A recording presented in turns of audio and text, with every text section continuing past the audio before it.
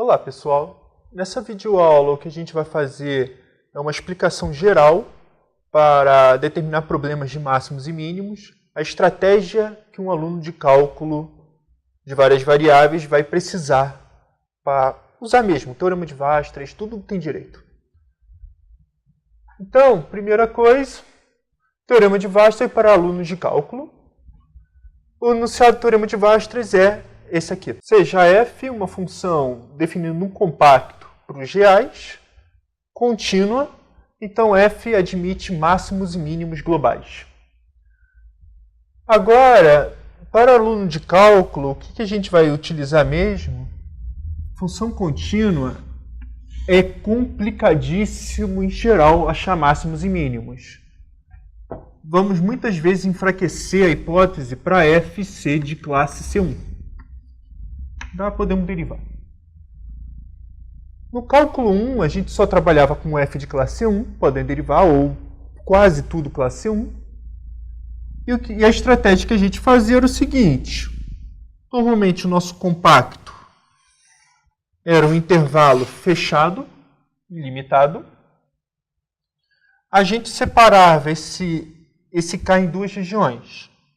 Um intervalo aberto a B e os dois pontos, o A e o B.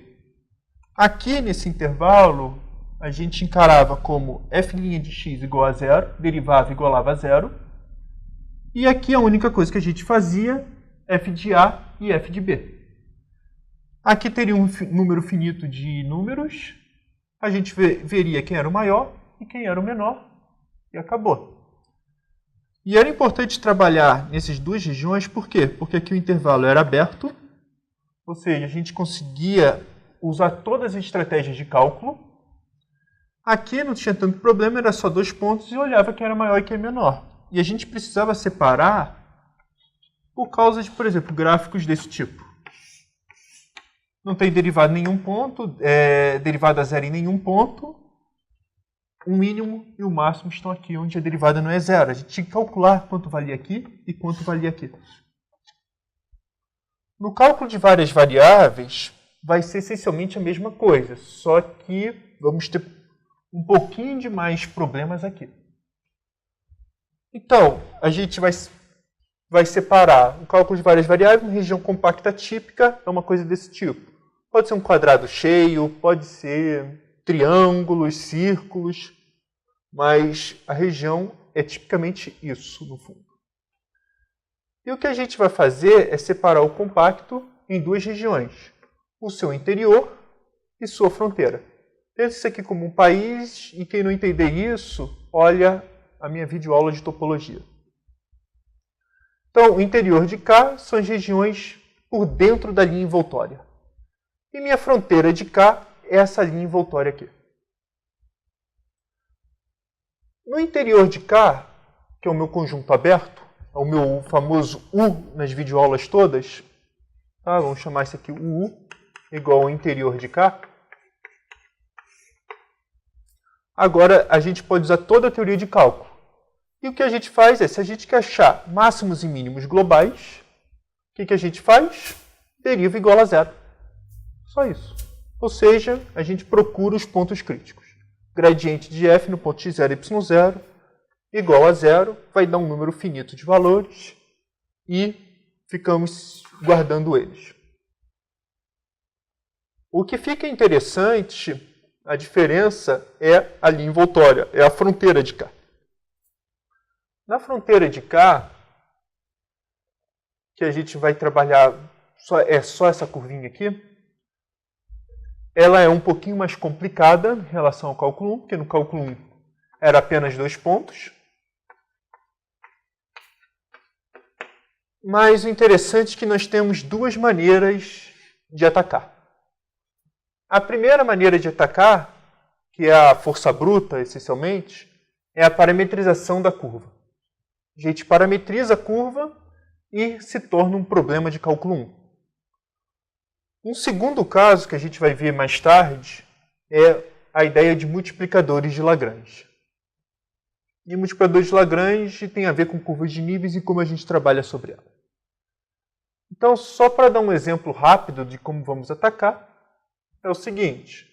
Vamos pegar uma função bem simples, f de x e y igual a x vezes y, e vamos supor que o k seja só linha envoltória. X ao quadrado mais y ao quadrado igual a 1. Fechado, limitado, compacto, tudo que tem direito.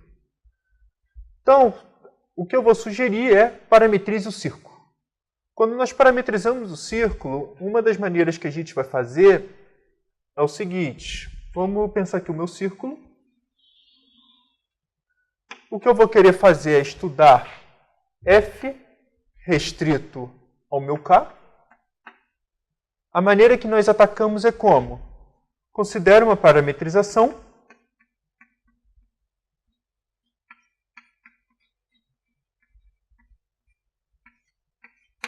E eu considero g de t igual a f de cosseno t, seno t, que é igual a cosseno t vezes seno t. Tá? Substitui o x por cosseno t e o y por seno t. E o que é interessante é que a gente, para pegar o círculo todo, basta trabalhar em t entre 0 e 2π. E se a gente quer maximizar f, eu vou explicar rapidamente isso de novo, quem não viu as outras videoaulas.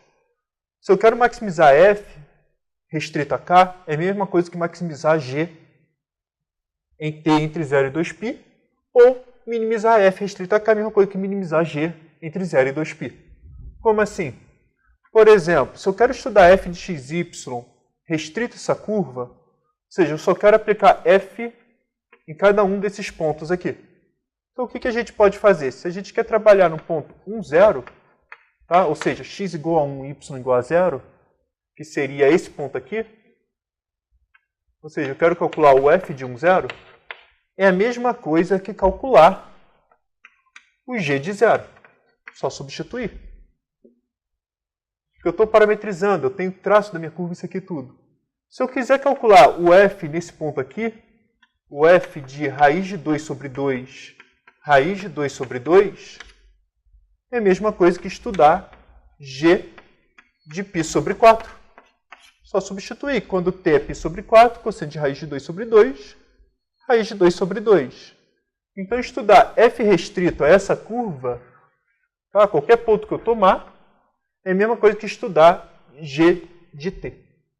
Mesmo que estudar isso aqui tudo. E a vantagem de estudar desse jeito é que a gente pode derivar.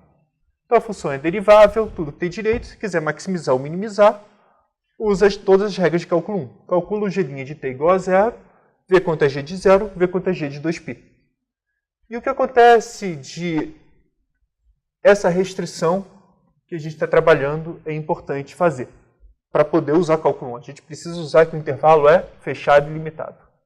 Mas, professor, eu sempre vou poder fazer isso? Sim. Olha aqui a curva, é compacta. Não posso ter o domínio ser tudo. Eu tenho que conseguir restringir ele. Professor, eu poderia trabalhar, em vez de 0 a 2π, eu poderia trabalhar em menos π a π? Pode, cobriu todos os pontos da curva. É só isso que me interessa. Professor, poderia colocar também de menos 2, de 0 a 4π? Pode, não tem nenhum problema. A gente só vai achar mais pontos, mas essencialmente a mesma resposta. E, professor, eu preciso usar cosseno de t, seno de t? Necessariamente? Não, eu posso também trocar por cosseno de 2πt, seno de 2πt. A única coisa que eu preciso é t pertencente a 0,1, por exemplo. Deixa eu trocar aqui tudo, só para vocês verem.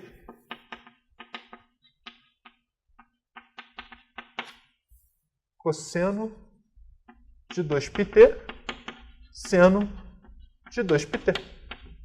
Não tem nenhum problema. Vai dar tudo igual. A diferença é que a gente vai achar, os pontos aqui vão ser os mesmos. Só que a única diferença é que os valores de t vão ser diferentes, mas o ataque é igual. Um outro método, que é o multiplicadores de Lagrange, a gente precisa, muitas vezes, de hipótese adicional. A hipótese adicional, a gente pede que é suavidade da curva. Isso vai ser explicado mais tarde.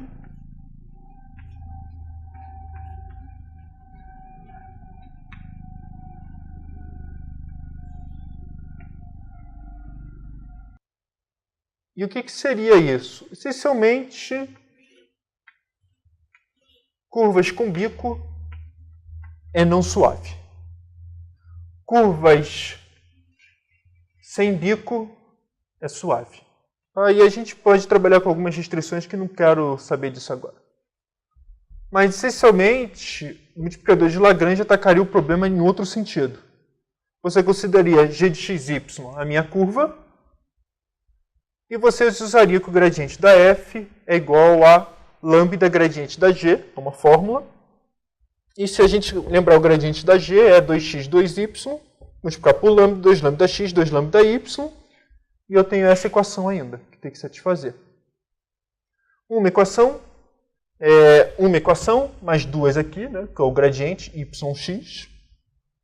E a gente tem 3 equações, 3 incógnitas, se vira para resolver e vai achar, essencialmente, vamos dizer, quase a mesma coisa dos pontos aqui. O que pode acontecer é que aqui tenha mais pontos que aqui, mas, enfim. Nas contas, para um aluno de cálculo, não tem nenhum problema. Vai achar a mesma resposta final aqui, ou seja, quem é o máximo global daqui, ou o mínimo global daqui, vai ser o mesmo ponto do máximo global aqui e o mínimo global aqui. É tudo igual. É só procedimentos diferentes de ataque, de problema. E é isso que eu quero que o aluno sempre veja. Interior, derivada igual a zero. Fronteira, 2 métodos. E é isso que a gente vai explicar nas próximas aulas o tempo todo. Então é isso, gente. Eu espero que tenham gostado dessa videoaula.